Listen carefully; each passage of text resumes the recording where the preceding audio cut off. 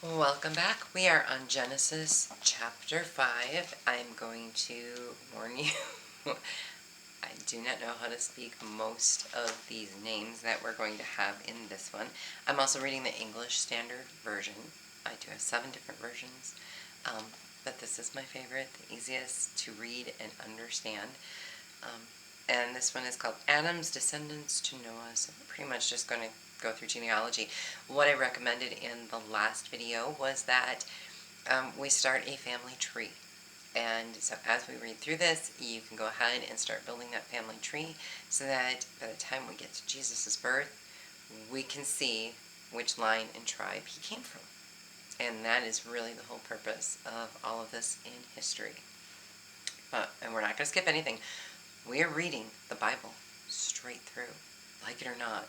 I'm praying I can do this before I die, but we'll see. We'll see. I'm not giving up. We're on Genesis chapter 5.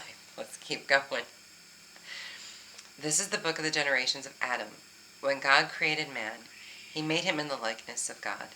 Male and female, he created them, and he blessed them and named them man when they were created.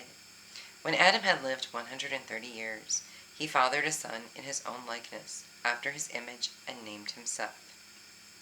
The days of Adam after he fathered Seth were 800 years, and he had other sons and daughters. Thus all the days that Adam lived were 930 years, and he died.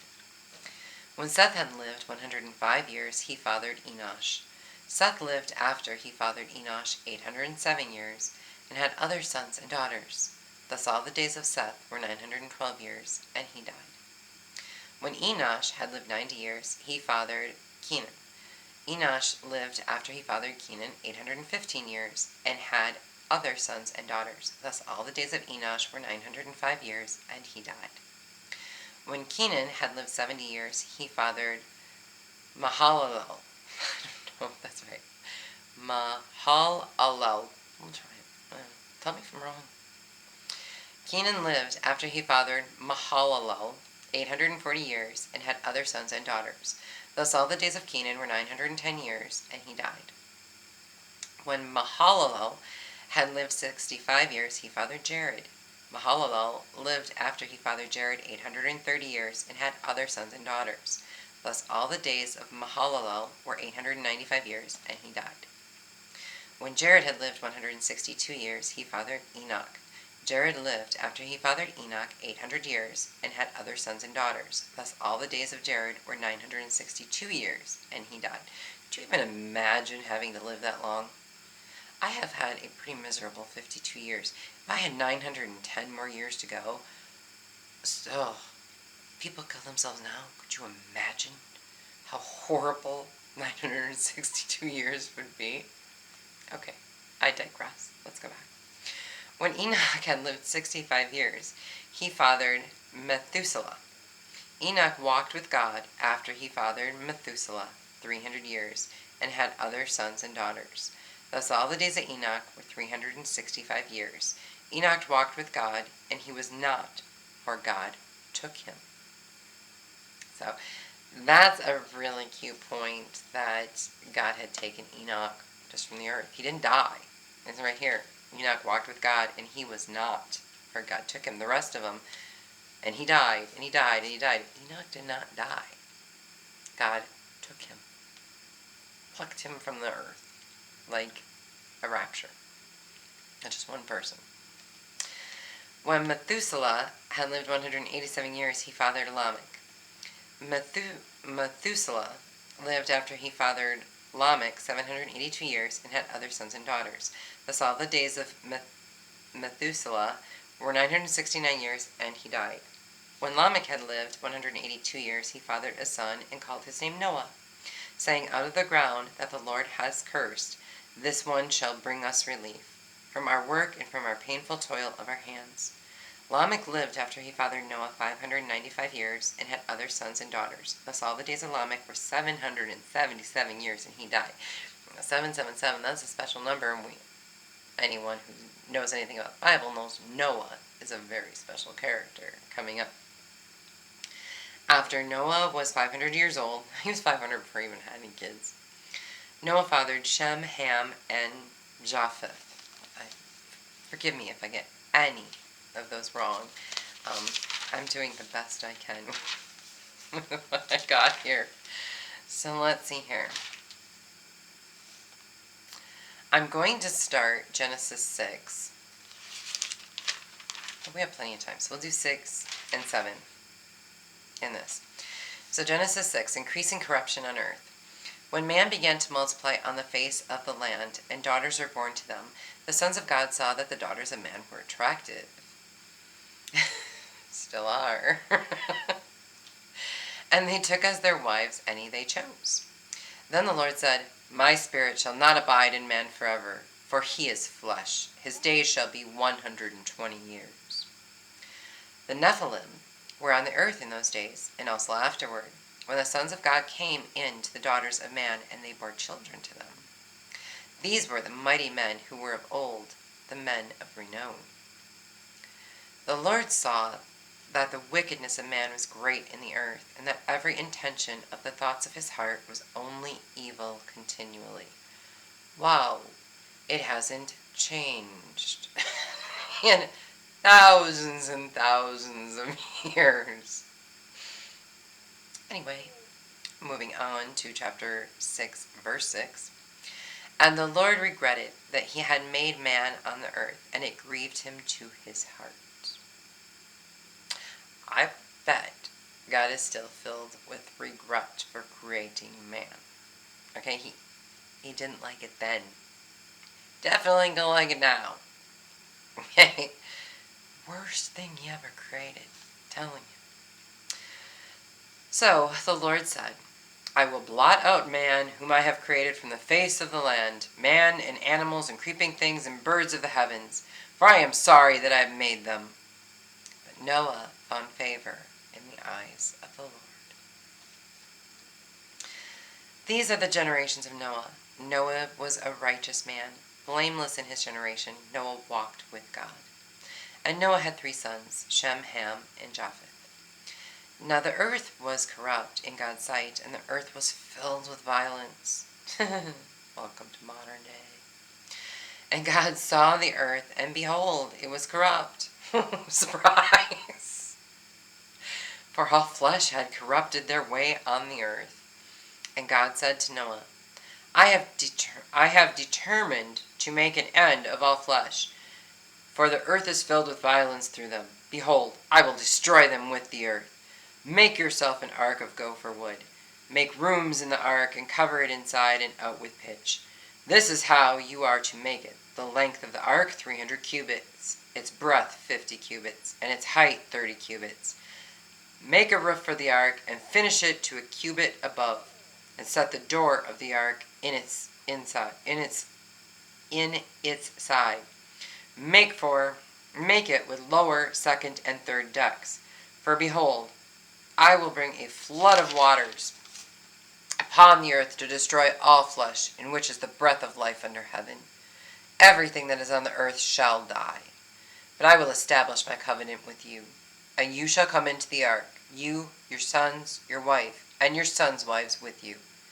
And of every living thing of all flesh you shall bring 2 of every sort into the ark, to keep them alive with you. They shall be male and female. Of the birds according to their kinds, and of the animals according to their kinds, and of every creeping thing of the ground according to its kind. 2 of every sort shall come in to you, to keep them alive.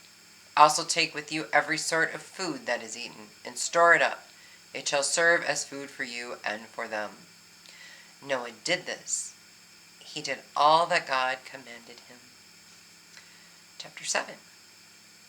Then the Lord said to Noah, Go into the ark, you and all your household, for I have seen that you are righteous before me in this generation. Take with you 7 pairs of all clean animals, the male and his mate, and a pair of the animals that are not clean, the male and his mate. And 7 pairs of the birds of the heavens also, male and female, to keep their offspring alive on the face of all the earth. For in 7 days I will send rain on the earth, 40 days and 40 nights, and every living thing that I have made I will blot out from the face of the ground. And Noah did all that the Lord had commanded him. Probably looked like a complete fruitcake. but he did it. You know, it's that thing where you get that gut instinct. Everybody thinks you're crazy. But you know it's the Holy Spirit talking through you. You go, this seems insane, but I'm going to do this because I have to. And you're right. And even though everyone looked at you like you were some kind of idiot, you're the only one who came out okay out of something. Or, it's, I don't know, if you've ever been in that situation where you've listened to your gut or your intuition, but it's like, don't get on that plane. And then people don't. They're like, I can't really explain it. It's just my gut is telling me. You know when it's the Holy Spirit. And do not doubt it. I tried doubting it 3 times in one day, and it screamed at me, and I was going to be killed that night. So finally the 3rd time was like, I shall listen, I guess. So it was like God commanding me and me going, nah, it's okay. Hey dude up there, I got this. You are a simple human. If you don't listen to me, you are dead. You choose. So, apparently I was supposed to live, or it wouldn't have kept reverberating, because I really was just like, no, I've got this. It's going to be fine. I'm jumping the gun. I'm worrying too quickly. And I wasn't. But, so this is where Noah's at, and nobody can probably understand why he's doing what he's doing. This is the guy. If they would have had insane asylums back then, they would have put him in one. This had to be pretty whacked out. Anyway, so chapter 7, verse 6. Noah was 600 years old when the flood of waters came upon the earth. And Noah and his sons and his wife and his sons' wives with him went into the ark to escape the waters of the flood. Of clean animals and of animals that are not clean, and of birds and of everything that creeps on the ground. 2 and 2, male and female, went into the ark with Noah, as God had commanded Noah. And after 7 days the waters of the flood came upon the earth. In the 600th year of Noah's life, in the 2nd month, on the 17th day of the month, on that day all the fountains of the great deep burst forth, and the windows of the heavens were opened, and rain fell upon the earth 40 days and 40 nights. And on the very same day Noah and his sons, Shem and Ham and Japheth, and Noah's wife, and the 3 wives of his sons with them, entered the ark. They and every beast according to its kind, and all the livestock according to their kinds, and every creeping thing that creeps on the earth according to its kind, and every bird according to its kind, every winged creature. They went into the ark with Noah, 2 and 2 of all flesh, in which there was the breath of life. And those that entered, male and female of all flesh, went in as God had commanded them, and the Lord shut him in. The flood continued 40 days on the earth. The waters increased and bore up the ark, and it rose high above the earth. The waters prevailed and increased greatly on the earth, and the ark floated on the face of the waters. And the waters prevailed so mightily on the earth that all the high mountains under the whole heaven were covered. The waters prevailed above the mountains, covering them 15 cubits deep, and all flesh died that moved on the earth, birds, livestock, beasts, all swarming creatures that swam on the earth, and all mankind. Everything on the dry land, in whose nostrils was the breath of life, died. He blotted out every living thing that was on the face of the ground, man and animals, and creeping things, and birds of the heavens. They were blotted out from the earth. Only Noah was left, and those who were with him in the ark. And the waters prevailed on the earth 150 days. Wow. We are going to stop in the middle of the ark before we get to chapter 8, which gets much deeper and better. But that's wrath. Could you imagine? In all honesty, if I was to relate this to our existence, It goes to show God has feelings. God was sad and angry at man and disappointed. I would say, I think he was mostly disappointed. And in that disappointment, he wanted to just get rid of everything. He did. We can see that on earth now. When we get vengeance, when we want revenge on somebody and we just want them taken out, or we want to reverse everything that was done, whether they did it to us or we did it to them, you kind of see that mankind has that same attitude. Later we are going to learn that we as people are not supposed to have that kind of wrath and vengeance. Though God did, God also makes us a promise he'll never do it again. So we're going to get into that much deeper, but it is important to show the growth of God. Okay? I don't want to say God is equal to humans, because he's by far not. But he has a lot of human qualities we can relate to. And we can definitely learn from that. So, we can see he's emotional. And he's got that. So what happens with our souls when they leave here? We take emotions with us. Or God wouldn't have them. So, all that pain, that anguish, that torment, the happiness, the memories, that you're taking with you. Those are the things to create while you're here. The good things to take with you. Okay? If you take a lot of bad things with you, unfortunately, if it's, due to primarily other people, and a lot of pain, later God is going to tell us how he's going to wash that away from us. He's going to clear that. But you're creating things that you are taking with you to heaven in your soul. And whether you want to make those good things or you want to make those bad things, based on your addictions or, who you liked, who you hated, what you looked like, what kind of job you had, what financial status you were at, none of that matters. None of it. And we put so much value on that kind of stuff that we need to start thinking about our afterlife. And I will come up with, there's another video, eternity versus our 120 years, which we just saw in this part of the Bible, that man will live no more than 120 years. So that video is coming up soon, which is actually kind of neat how my upcoming videos are actually corresponding with the reading of this. And it wasn't planned. Like I said, I just picked up the Bible the other day and I said, you know what, every time I make a video, I'm going to read another chapter of the Bible. And